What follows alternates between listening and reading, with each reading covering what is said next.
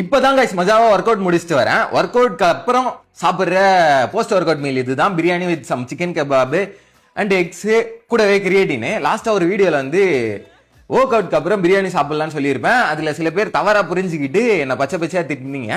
தெளிவா சொல்ற கேளுங்க. இப்ப என்னோட ஆக்டிவிட்டி லெவல் வந்து ரொம்ப அதிகம்.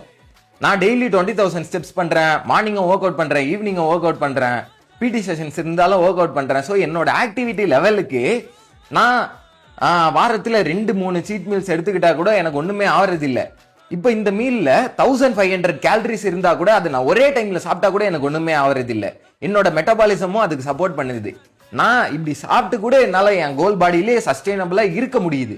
ஸோ நான் சொல்ல வர்றது என்னன்னா, எப்பவுமே நான் டயட்லேயே தான் இருப்பேன்னு நீங்க இருந்தீங்கன்னா ஒரு பாயிண்ட்டுக்கு மேல எதுக்கு நம்ம இதை பண்றோன்ற மாதிரி ஒரு ஒரு இதுக்கு நீங்க தள்ளப்பட்டுருவீங்க. ஸோ அந்த மாதிரி ஆகக்கூடாதுன்னா அடிக்கடி உங்களுக்கு பிடிச்சதையும் சாப்பிடுங்க, உங்க கோல் பாடியிலையும் இருக்க பாருங்க. அதுக்கேற்ற மாதிரி உங்க ஆக்டிவிட்டி லெவலையும் வச்சுக்கோங்க. Simple as that. வேற ஒண்ணுமே கதை கிடையாது. சாப்பிட்டு பாருங்க, உங்க பாடி அதுக்கு எப்படி ஒர்க் ஆகுதுன்னு பாருங்க. அவ்வளவுதான், கதையே இல்லை. ஓகே, இந்த மீல்ல கார்ப்ஸ் அதிகமா இருக்கு. ஸோ கார்ப்ஸ் அதிகமா இருக்க மீல் கூட நான் கிரியேட்டின் எடுத்துக்கிறேன். ஏன்னா கார்ப்ஸ் அதிகமா இருக்க மீல் கூட நம்ம கிரியேட்டின் சேர்த்து எடுத்தோம்னா கிரியேட்டினை நம்ம பாடி பெட்டரா அப்சார்ப் பண்ணும். அதனால நான் இந்த மீல் கூட கிரியேட்டின் சேர்த்து எடுத்துக்கிறேன். நீங்களும் அந்த மாதிரி ட்ரை பண்ணி பாருங்க. ஓகே, இந்த வீடியோ புரிஞ்சிருக்கும்னு நினைக்கிறேன்.